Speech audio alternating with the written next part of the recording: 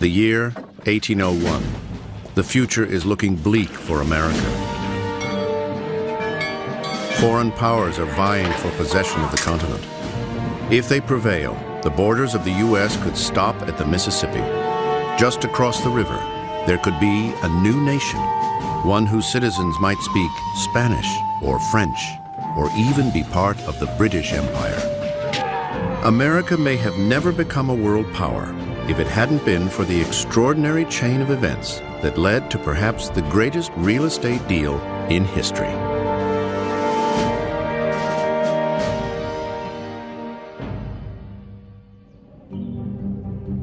At the dawn of the 19th century, a restless America looked to the West. The population of this young country, some 5.5 million people, needed room to grow. They got their wish on April 30th, 1803, when America was suddenly transformed from 17 states and the Western Territories to a nation nearly double in size. Roughly 828,000 square miles came its way literally overnight. This was the Louisiana Purchase, a territory that would eventually become 6 states as well as portions of 9 more. The price? $15 million, or about 4 cents an acre. Today, this land seems like a fixture on the map, but in fact, the United States acquired the territory thanks to countless factors that were beyond its control. Factors like the court intrigues of the Spanish crown, the boundless ego of Napoleon, unexpected ice storms, and the uncertain fate of a small Caribbean island. The future of America rode on the sheer whims of fortune. The Louisiana Purchase, when we look back at it from 200 years, is taken to be something that just was inevitable and that it was meant to happen. But in fact, it was the product of so many contingent events, any one of which could have gone wrong and derailed the whole thing. The Louisiana Purchase was a tremendous accident, very much a fortuitous event, and not at all what they were thinking about, the people who were running the government at this time. They did not want the Louisiana Purchase. It's not an inevitability. It was an accident. Real, live, flesh and blood human beings have to make decisions. Sometimes they're made on instinct, sometimes they're made because of passion, but still it's a decision that leads to events unfolding. And in this case, the Louisiana Purchase story reminds us that history is not inevitable. In fact, that Louisiana, of all places, would set the stage for so much drama is unlikely enough. In 1682, the French explorer La Salle claims it and names it for King Louis XIV. But for nearly 100 years, it's considered worthless. It remains largely uncharted, a vast, impenetrable wilderness populated by Native Americans and a few scattered French military outposts and settlements. After the French and Indian War in 1762, France pawns Louisiana off on its ally Spain as a token of gratitude. Louis XV of France even offers his apologies for it being such a measly gift. Louisiana is a swampy land filled with savages and some ne'er-do-wells with no significant commercial benefits, and it costs more to take care of it than the profits that they get from it. So France decides to give Louisiana to Spain as a kind of a sop for the fact that Spain had come to France's aid in the war. It's a token, it's a game piece in European diplomacy. Spain's King Carlos III almost declines the offer, but then decides his new acquisition may be useful after all, as a buffer zone for his precious silver mines in Mexico. From that perspective, for Spain, it was perfectly satisfactory as Louisiana sort of maintained itself as an empty place because it worked. You know, it was a no man's land, if you will. The invaders Carlos fears most are the British. But after the Revolutionary War, Spain confronts a new threat. The Americans are seen as a very dynamic, very aggressive people. They're very much a land-hungry people. They're commercially active. They're having big families, reproducing and growing in population very quickly. And the Spanish understand that a dynamic neighbor, American neighbor, is a threat to them. As America's population is growing, settlers are spreading across the Appalachian Mountains, through the western frontier territories of what are now West Virginia, Tennessee, and Kentucky. Within 14 years of the Revolution, the population there will more than triple to over 160,000. They're settling along the Mississippi and spreading into Spanish Louisiana. And as those numbers of people continue to grow, the Spanish officials in New Orleans are just, they're kind of looking upriver. And I mean, my God, they could overrun us, in a minute if they chose to. And in fact, they could. What draws the settlers ever closer to the Spanish is the economic importance of the Mississippi River itself. In the early 1780s, nearly half of America's produce comes from frontier farms. To ship their goods back east to the seaboard states, the settlers have two options: take the difficult journey overland, or simply slip their goods down the Mississippi and its tributaries and out to the open sea. The Mississippi's waters are the lifeblood of America's commerce. They would load up their barrels of flour and corn and whiskey or whatever they had made on flatboats or rafts and send them down the Ohio and Mississippi rivers. But then you had to ship them onto an ocean-going vessel. And so you need to have a place, a port with warehouse facilities where big ocean-going ships can pull in. That port city is New Orleans, and who controls it is becoming increasingly important. The Spanish hope that by securing the port, they can discourage Americans from spilling across their border. So, in 1784, they closed the lower Mississippi to foreigners. The Americans out west are enraged. There was a sentiment there that we're being abandoned by our own government. They're not securing our most basic rights, and so maybe we should look around and see what sort of deal we can get from the Spanish. In settlements throughout the territory of Kentucky, frontiersmen threatened to break away from the Union. They'd rather become colonists of Spain so their goods could pass through New Orleans. 1787, at a backwoods town in Kentucky, a nondescript shipment arrives. It's hardly noteworthy, save for one odd detail.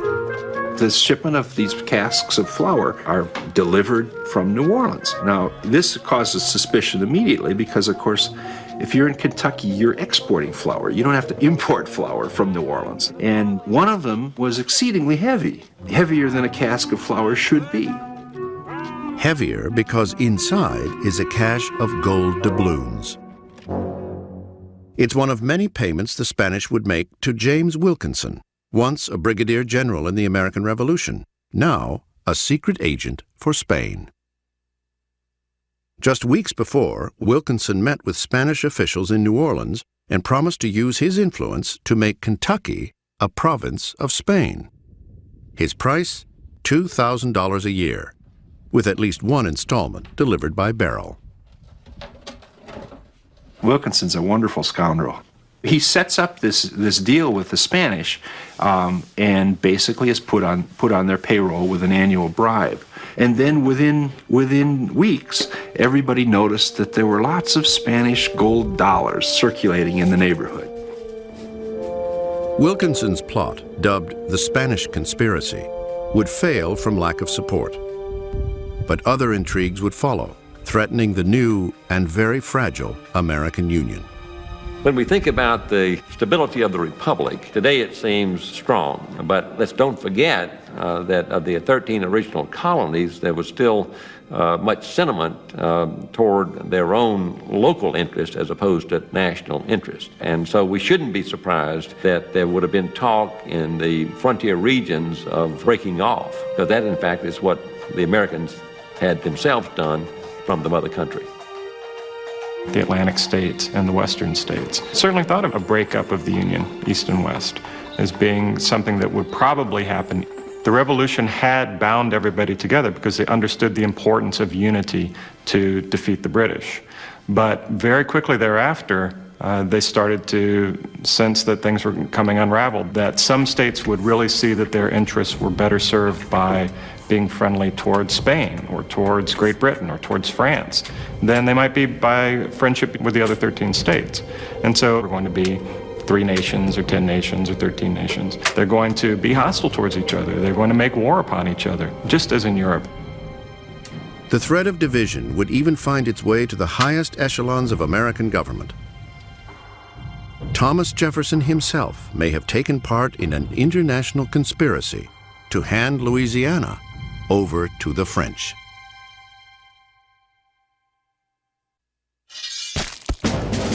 Paris, July 14, 1789. The spark that ignited the American Revolution now explodes an ocean away in France.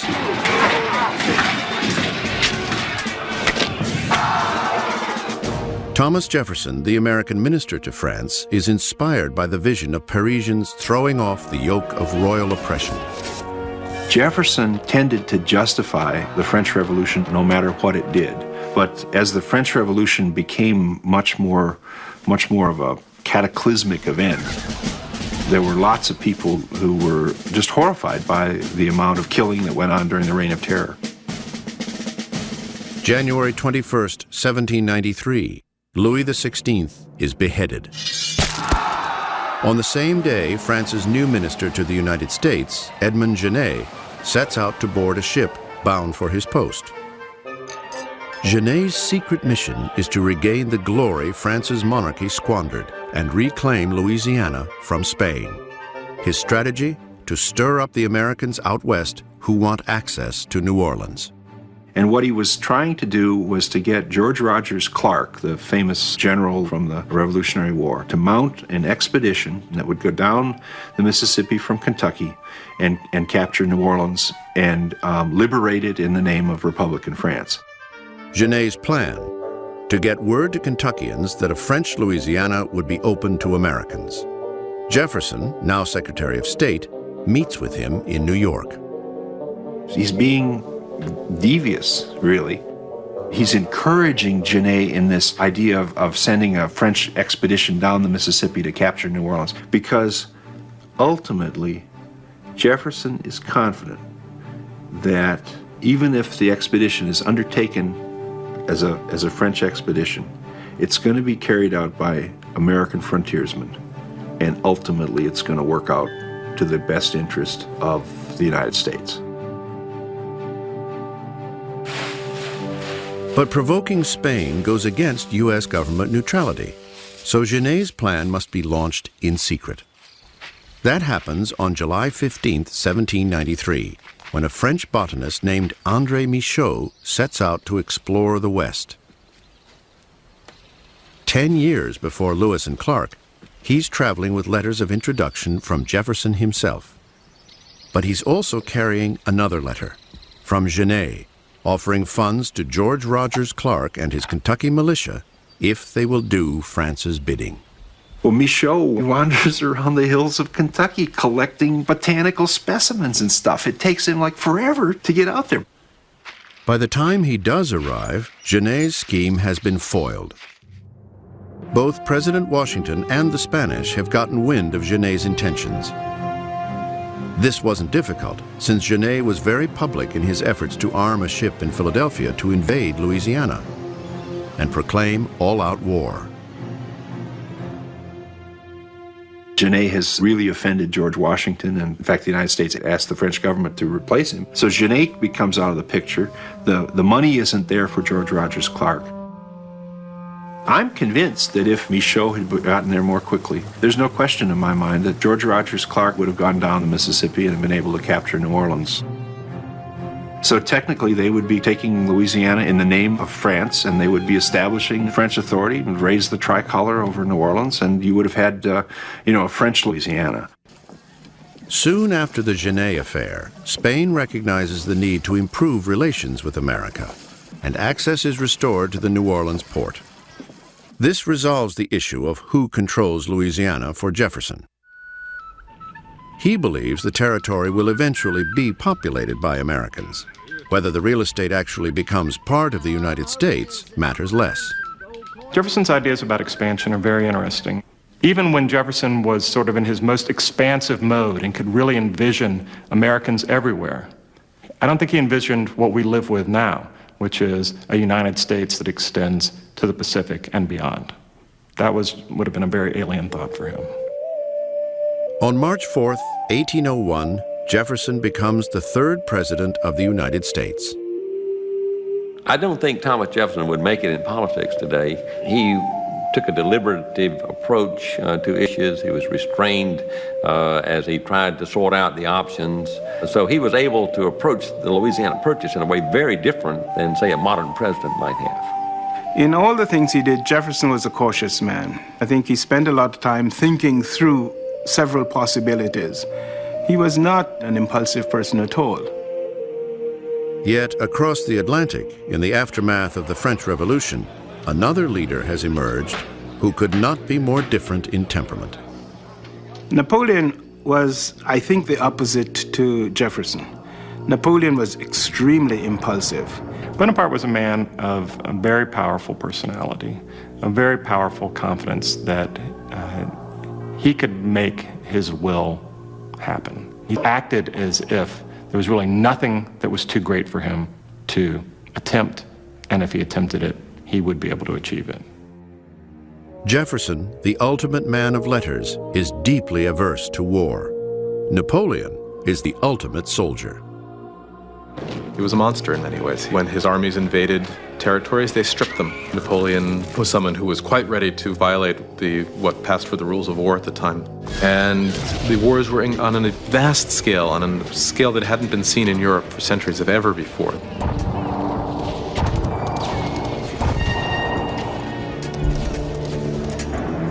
They were wars that were incredibly destructive. So it's a mistake to see this as a period of sort of romantic conflict. It was a period of, in many ways, total warfare.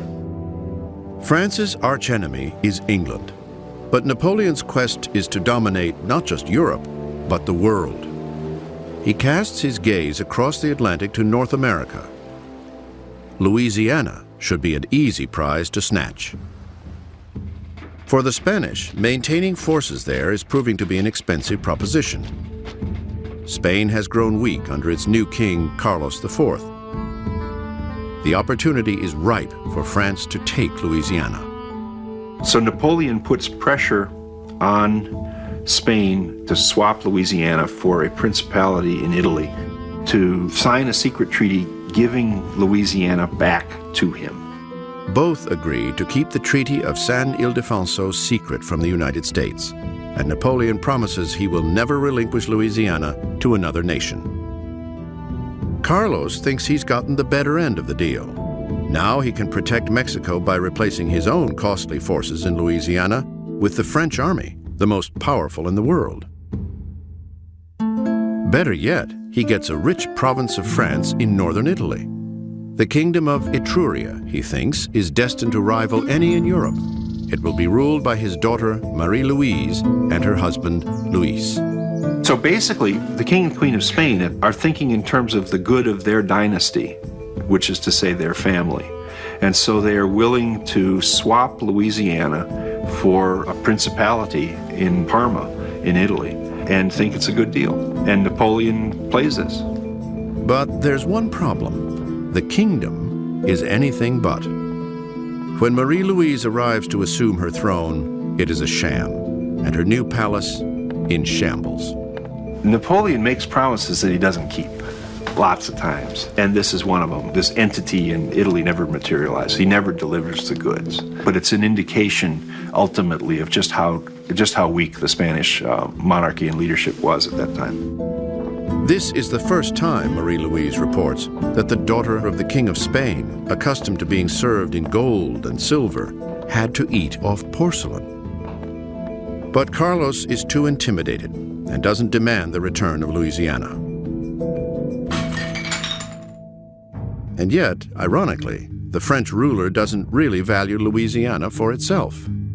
We might think, from our perspective, that Louisiana would be the most important for the French. But in fact, they cared most about the Caribbean. They wanted what they called Saint-Domingue, which we now call Haiti. Louisiana was almost an afterthought for them. Napoleon needs Louisiana only to realize his grander goal.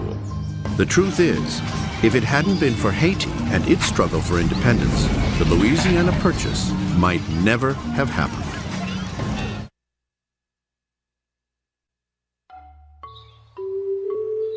Towards the end of the 18th century, the colony of Saint-Domingue, today's Haiti, is the jewel of France. Incredibly, it alone provides 2/3 of France's foreign trade. Haiti was the richest colony in the world, bar none. No other area produced the income per square mile that Haiti did in 1790. Sugarcane, sugar production is a biggie, but sugar production in Haiti, as it was elsewhere, is a plantation crop requiring large labor inputs. They imported African slaves and worked them to death and then just sent for more to the tune of something like 50,000 a year. Of all the slave societies in the history of the world, this was quite possibly the worst.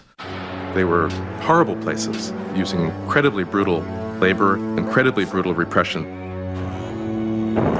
In 1791, Saint-Domingue slaves mount a fierce rebellion against French control, inspired, ironically, by the French Revolution. The uprising rivals even France's in sheer carnage. The Haitian rebellion was an incredibly, horribly violent thing, as one would expect after the sort of treatment that the slaves had received. During the rebellion, an extraordinary leader emerges. Toussaint Louverture, a former slave who is proclaimed the Black Napoleon. Now, this did not go down very well with Napoleon, especially when he saw a painting of how Toussaint had dressed himself as Governor General. In late 1801, Napoleon launches a force of almost 30,000 men, the largest France has ever sent overseas. The mission's leader, General Charles Leclerc. His orders to crush Louverture and then continue on to New Orleans. Napoleon's intention is to send troops not only to Saint-Domingue, but also the thinking is that he's going to send about 10,000, crack professional soldiers to take possession of Louisiana. The vast and fertile Mississippi Valley would supply Saint-Domingue's workforce with its lumber and goods. That way, all the island's arable land could be devoted to sugarcane and other valuable crops. For Napoleon, then, it's critical to possess both territories. And it's critical as well that his strategy be kept secret from the United States until he can secure his troops in Louisiana. But across the Atlantic, newly elected President Jefferson is studying troubling reports from his diplomats abroad of a secret treaty between Spain and France granting Napoleon possession of Louisiana, of French troops massing to invade. But Jefferson says, let's negotiate. Jefferson thinks that there is a solution here that is a peaceful solution, a negotiated solution, that there are ways to solve this problem that do not involve war. For months, the United States minister to France, Robert Livingston, gets nowhere. Charles-Maurice de Talleyrand, Napoleon's Minister of Foreign Affairs, denies the existence of a treaty with Spain and maintains that France has no claim on Louisiana. For Jefferson, France under Napoleon is no longer a kindred spirit. The pressure is mounting on the president to react with force. At the Jefferson Library in Monticello are documents that testify to the tense stalemate. Historian John Kukla studies copies of the correspondence, written in code. It could take weeks for a message to make it across the Atlantic, and the prospect of having your letters go astray is what was worrisome. So a lot of the politicians in Madison, Jefferson's day had their own code. Jefferson enjoyed, I think, the process of the ciphering. So the president would be sitting there with his little code book, figuring out what it was. The American consul stationed in Saint-Domingue at the time was Tobias Lear. On March 29, 1802, he wrote to Secretary of State James Madison about alarming developments there. French troops were arriving by the thousands.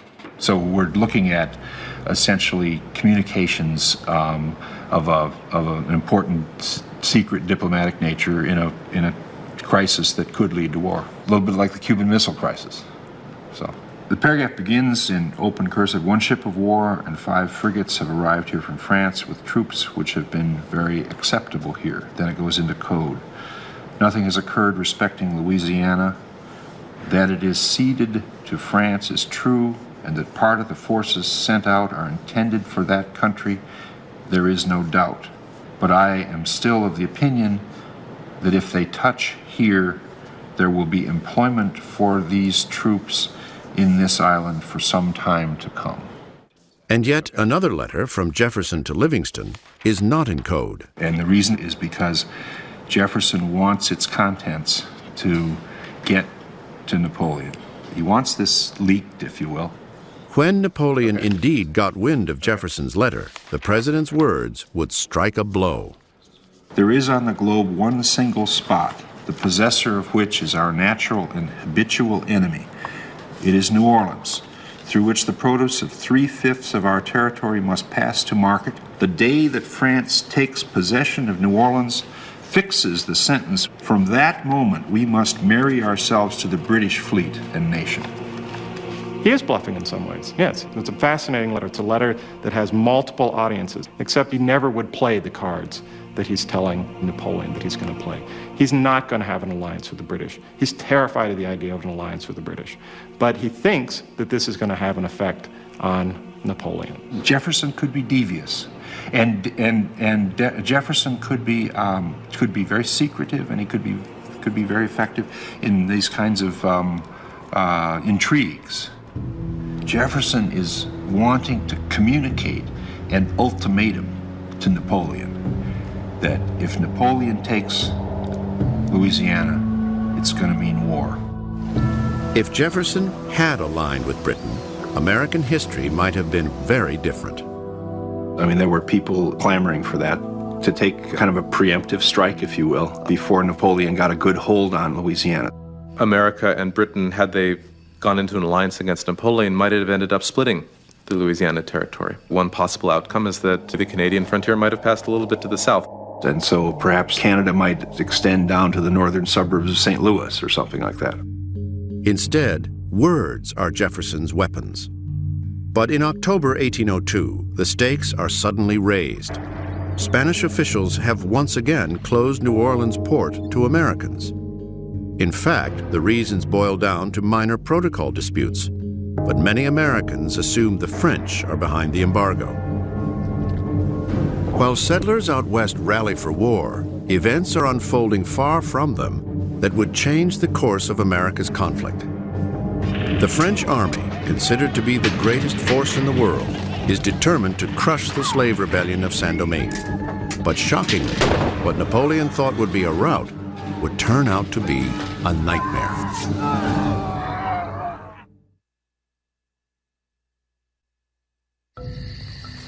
Saint-Domingue, 1802.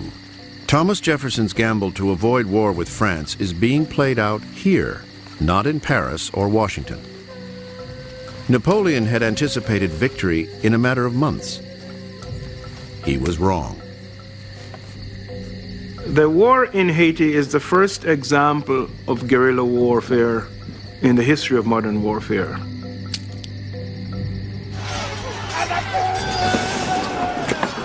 For Haitians, it was the Armageddon. They had nothing to lose by going all out. Losing the war was losing their liberty, and they put their liberty above everything else. They poisoned food, they poisoned water, they fought behind trees, they fought from rocks, they ran away, they attacked at night, they attacked in small groups. They were enormously mobile. And the French at that time had never experienced anything quite like that.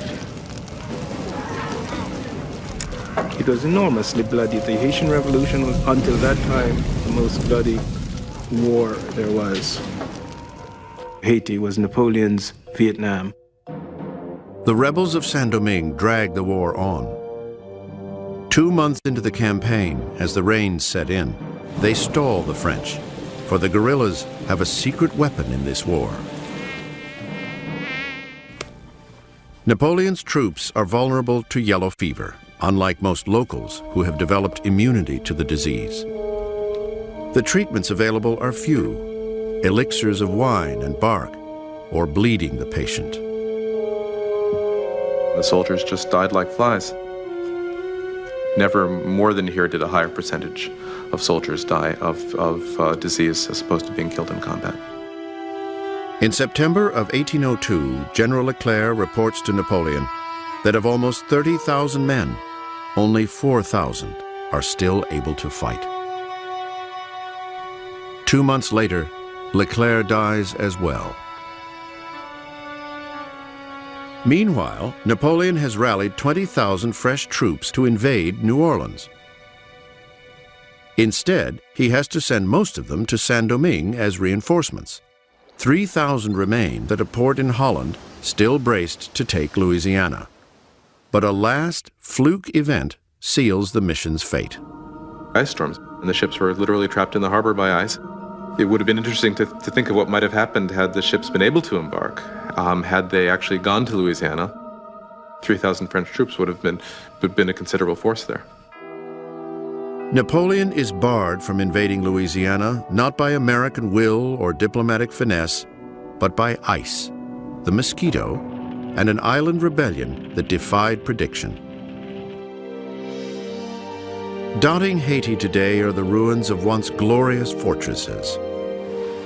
They were built in the years that followed the Revolution to guard against the prospect that France might return.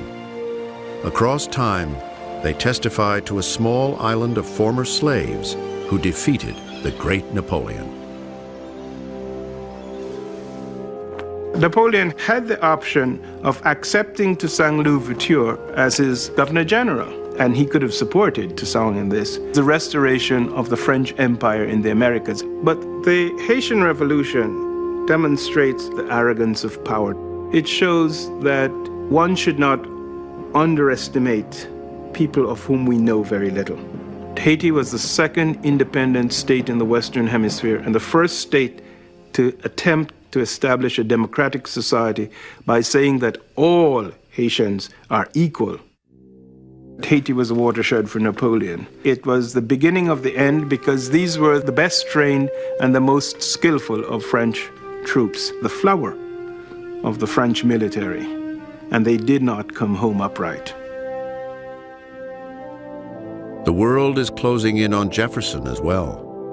His detractors are demanding that American forces capture New Orleans before French troops get there.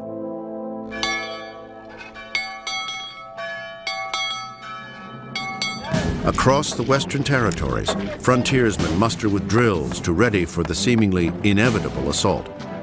One wrote this letter to the Kentucky Gazette: 700,000 persons will not wait for Mr. Jefferson. They are almost in a state of revolt. 3,000 Kentucky militia could put the U.S. in possession of the fairest country in the universe.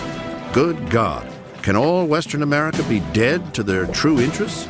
Or will they blindly allow themselves to come under the French yoke of tyranny? February 1803. Congress passes a resolution directing the president to raise a militia of 80,000 men to invade New Orleans and seize it from the Spanish. Jefferson instead digs in and holds out for his last chance at diplomacy. He appoints one of his closest confidants, James Monroe, as envoy extraordinary to back up Livingston's efforts in Paris. Enormous pressure on Jefferson. But Jefferson's response is very limited, still restrained. All that Jefferson asks for is that Monroe should go over there and get the control of what he calls the Isle of Orleans, which is, say, the city of New Orleans and its environs, because they want control of the port at the mouth of the Mississippi. That's all they want. And so he's prepared to have Monroe go over there and offer to buy it. But while Monroe is en route, France's high officials get word that Napoleon has come to a realization. Renewed war with England is imminent, and France needs funds badly. With Saint-Domingue a lost cause, the Louisiana Territory is as well. And the decision is to offer the Americans not simply the port of New Orleans, but the entire Louisiana Territory, everything from New Orleans up the Mississippi to present-day Canada and then over to the Rockies.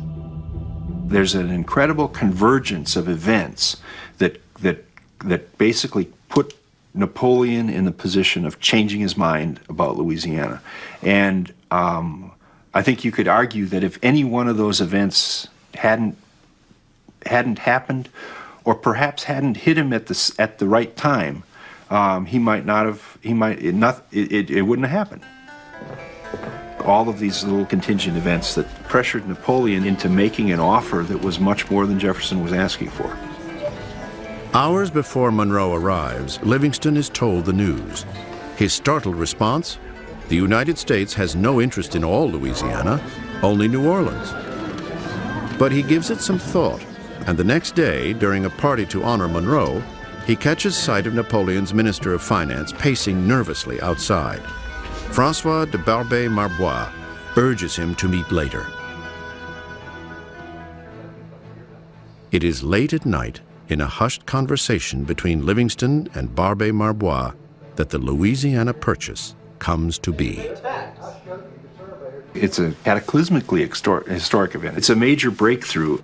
I mean, here's two guys in the middle of the night determining the fate of 40% of what's now the United States, this huge tract of land that's going to open the way to American expansion, that's going to completely close down all of the French dreams of reestablishing an American empire. It's one of those just kind of mind-blowing, important kind of meetings. Napoleon has authorized a selling price of less than $10 million. But Barbé-Marbois shrewdly begins the negotiation at more than double that amount. In the weeks ahead, a sum is at last agreed upon: $15 million. But America is already nearly $8 million in debt. Ironically, it is a British bank, Baring & Company, that agrees to help fund the loan. Britain, after all, has a decided interest in keeping its enemy, France, out of North America, even at the cost of funding Napoleon in the coming war. The rate of the loan? 6% on a 15-year term. By April 30th, 1803, the final text of the documents is drafted. But America's emissaries have acted without authority, committing the government to a course for which the Constitution makes no provision. In the United States, the news will light a fire. The Louisiana Purchase may well fracture the fragile American Union.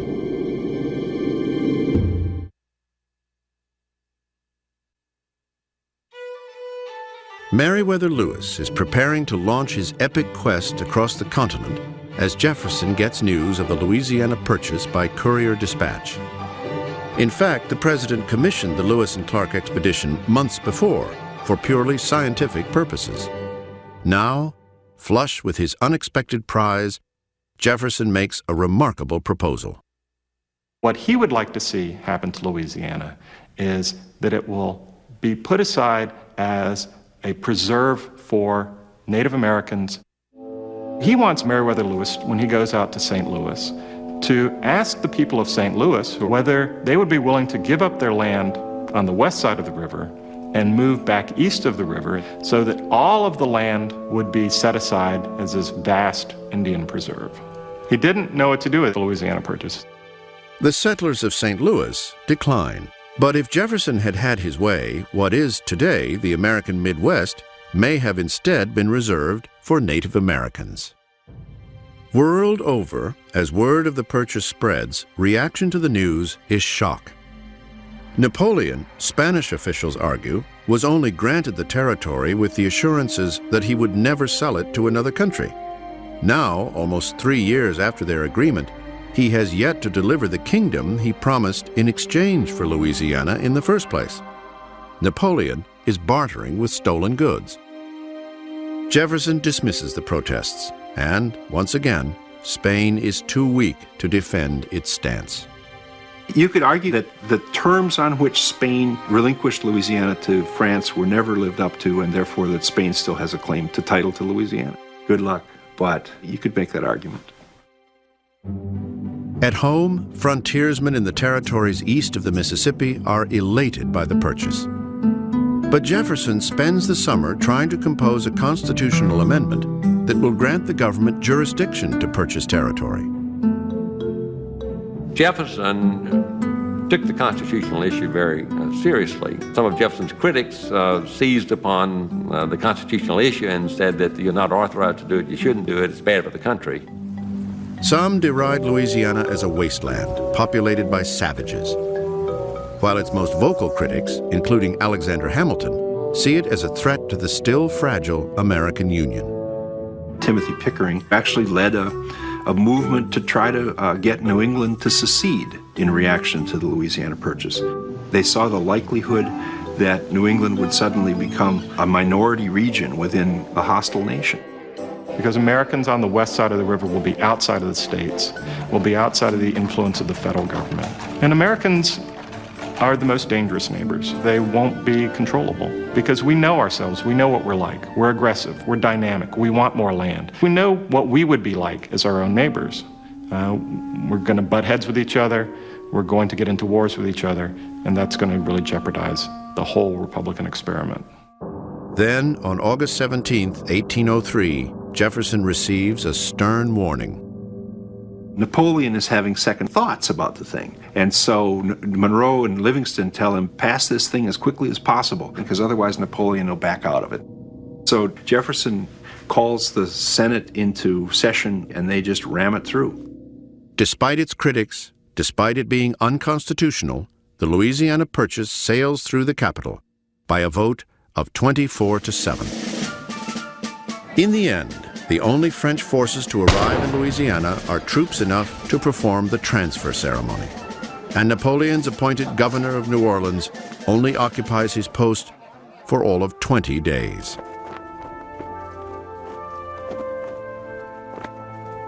On December 20th, 1803, he solemnly grants the territory to the United States. Not with a drop of blood, but with the raising of a flag.